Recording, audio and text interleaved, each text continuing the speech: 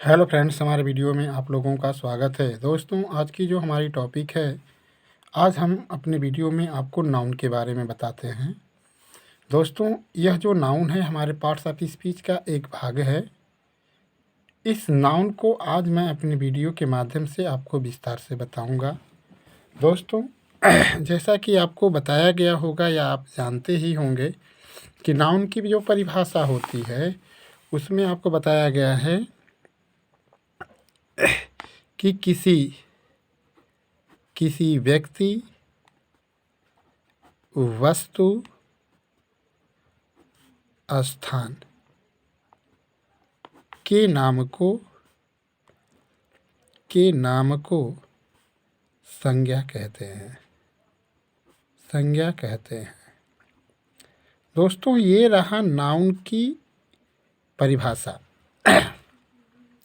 लेकिन अगर नाउन की परिभाषा आपको अगर अंग्रेजी में देना होगा तो इसकी मैं आपको 3 परिभाषा दे रहा हूँ। पहली परिभाषा आपके सामने होगी कि a noun is a word. A noun is a word used as the name of person, place or thing। ये दोस्तों नाउन की अंग्रेजी डिफिनीसन है। अगर ये डिफिनीसन अगर आपको लंबी दिखाई दे रही है तो नाउन का एक छोटा सा डिफिनीसन आपको देते हैं कि noun is a naming word. Noun is a naming word, ये हमारी संज्ञा की दूसरी परिभाषा है। अगर तीसरी परिभाषा अगर हम देखें दोस्तों, तो तीसरी परिभाषा भी बन सकती है कि noun is the name of person, place or thing.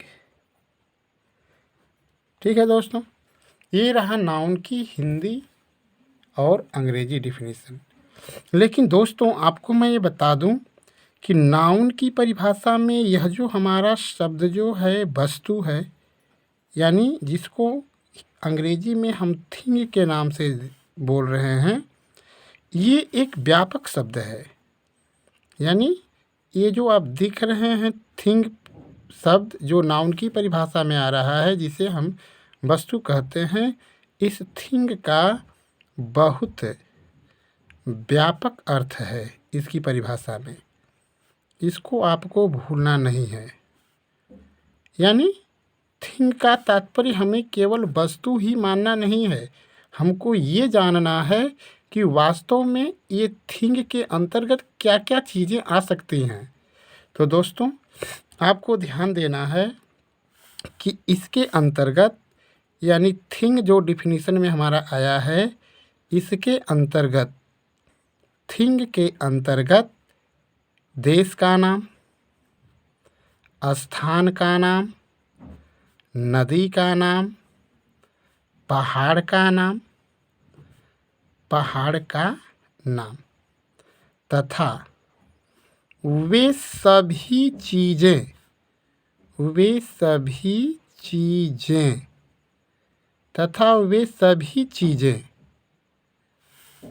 आती हैं जिन्हें क्या किया जा सकता है, जिसे देखा जा सकता है, जिसे हम सुन सकते हैं और जिनके बारे में सोच सकते हैं, जिसके बारे में सोच सकते हैं। हमने आपको बताया रखा दोस्तों कि यह जो नाउन की परिभाषा में यह थिंग शब्द है, उसका तात्पर्य हमें केवल वस्तु नहीं समझना है, यानी उसके अंतर्गत क्या क्या चीज़ें आ सकती हैं। आपको बताया गया कि इस थिंग के अंतर्गत देश का नाम भी हो सकता है, स्थान का नाम भी हो सकता है, किसी नदी का नाम हो सकता है, या किसी पहाड़ का नाम हो सकता है, और इसके अलावा भी वे सभी चीज़ें आ सकते हैं जिन्हें देखा जा सकता है, यानी जिसे हम देख सकते हैं, जिसे हम सुन सकते हैं, जिसके बारे में हम सोच सकते हैं। मतलब जो देखी जा सके, जिसे हम सुन सकें और जिसके बारे में सोच सकें, वे सारी चीज़ें जो हैं इस थिंग के अंतर्गत आती है। अगर इतना से कन्फर्म नहीं है दोस्तों तो आगे आते हैं। हम बतला रहे हैं आपको कि नाउन के अंतर्गत निम्न चीज़ें आती हैं या निम्न बातें होती हैं। क्या क्या होती हैं? यानी नाउन के अंतर्गत किसे किसे रखा गया है। तो दोस्तों आपको ख्याल कर लेना है कि नाउन के अंतर्गत क्या क्या आ सकता है। देखिए दोस्तों, नाउन के अंतर्गत नेम ऑफ पर्सन्स यानी व्यक्तियों का नाम। व्यक्तियों का नाम आपको बतलाने की कोई ज़रूरत नहीं है। जैसे कह दिया जाएगा राम, शीला, रोहन, मीरा इत्यादि। ठीक है दोस्तों, इसमें आ सकते हैं महात्मा गांधी इत्यादि। ठीक है, ETC। दूसरा चीज़ है दोस्तों, इस नाउन के अंतर्गत हम नेम ऑफ प्लेसेज भी रख सकते हैं, यानी स्थानों का नाम। जैसे दिल्ली हुआ, मुंबई हुआ, आगरा हुआ, वाराणसी हुआ, यानी ये सारी चीज़ें भी हमारी नाउन के अंतर्गत आती हैं। दोस्तों इसके अंतर्गत नेम ऑफ रिवर्स भी हो सकता है, यानी नदियों का नाम। जैसे गंगा,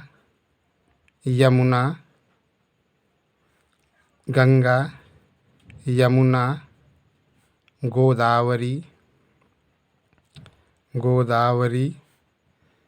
ठीक है ना, और सारी नर्मदा इत्यादि। यानी नदियों का नाम भी जो होगा वो आपको समझना है कि वो भी नाउन के अंतर्गत आता है। आगे दोस्तों, नेम ऑफ माउंटेन्स यानी पहाड़ों का जो नाम है वो भी इसके अंतर्गत आता है। पहाड़ के नाम को आप भली भांति जानते हैं। जैसे हो गया हिमालयाज़, जैसे हुआ एवरेस्ट हो गया, अरावली हो गया, ठीक है, नीलगिरी हो गया। मतलब किसी भी पहाड़ का नाम इसमें आ सकता है। 5वां पॉइंट में दोस्तों आपको ध्यान देना है कि नाउन के अंतर्गत नेम ऑफ बुक्स आती हैं। जितनी भी रिलीजियस बुक हैं, जितनी भी धार्मिक किताबें हैं, पुस्तकें हैं, सब इनके अंतर्गत आती हैं। जैसे आप जानते हैं गीता हुआ, कुरान हुआ, बाइबिल हुआ, रामायण हुआ। ये सारी जो पुस्तकें हैं, जो रिलीजियस पुस्तकें हैं, यानी जो धार्मिक किताबें हैं, ये सब इसके अंतर्गत आती हैं।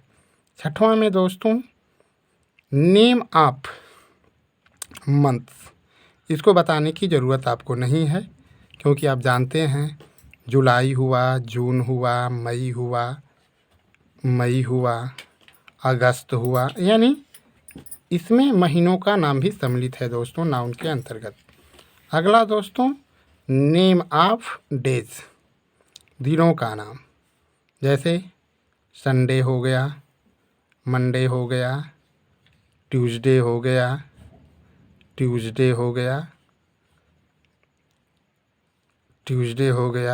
फ्राइडे हो गया, यानी इसके अंतर्गत आपके दिनों का नाम भी आता है। ठीक है दोस्तों, आगे चलते हैं कि और क्या इसके अंतर्गत आता है। तो दोस्तों इसके अंतर्गत और अभी आ सकता है, जैसे नेम ऑफ क्वालिटीज़, ठीक है ना, क्वालिटी यानी गुणों के नामों को भी कहा जा सकता है। जैसे इसमें अगर आपके सामने आ जाए, जैसे ब्रेवरी हुआ, हॉनेस्टी हुआ, गुडनेस हुआ, गुडनेस हुआ, इलनेस हुआ, इलनेस हुआ। ठीक है ना। ये सारी जो चीज़ें होती हैं वो भी इसके अंतर्गत आ सकती हैं। ठीक है ना। इलनेस नहीं दोस्तों, सॉरी, आइडलनेस, जिसका अर्थ आपको बताया गया है आलस्यपन होता है। इलनेस तो ये कंडीशन हो जाएगा। इसके आगे दोस्तों आ सकता है आपका name of condition. Name of condition, दशा के नामों को, जैसे ये लाइफ का एक क्षण होता है, एक वक्त होता है, यूथ, स्लेवरी होता है जिसे आप गुलामी या दास्ता का बंधन बोलते हैं, चाइल्डहुड, बचपन। इसी तरीके से पावर्टी, पावर्टी हो गया। इसी तरह से और सारे जो कंडीशन आते हैं उसको हम मान सकते हैं कंडीशन की स्थिति में। 10वां पॉइंट पर आते हैं दोस्तों, नेम ऑफ एक्शन।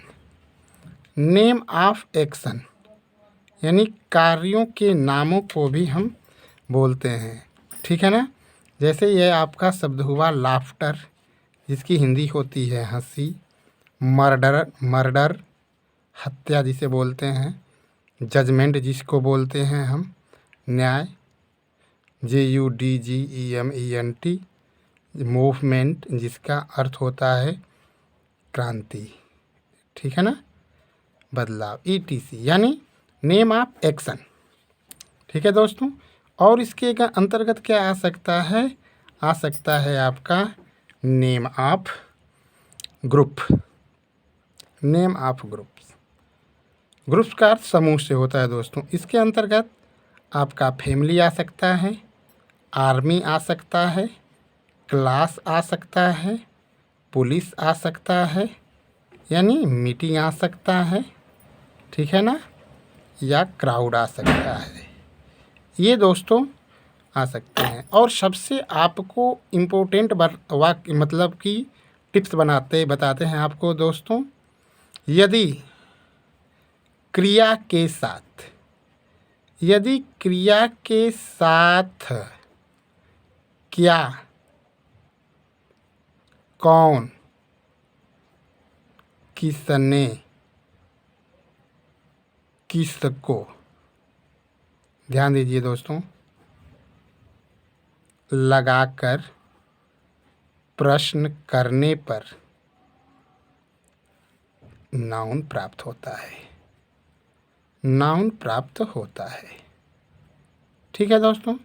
ये हमने आपको टिप्स दे रखा कि जो भी वाक्य हमारे साथ होगा, पास होगा, अगर उस वाक्य की क्रिया के साथ अगर हम क्या, कौन, किसने, किसको लगाकर प्रश्न करें तो जो उत्तर हमें प्राप्त होता है मान लेना है कि वो शब्द हमारा क्या है, नाउन है। ठीक है दोस्तों। अब अपने नेक्स्ट वीडियो में आपको नाउन छाँटने के बारे में बताऊंगा, उसके काइंड्स के बारे में बताऊंगा। धन्यवाद दोस्तों।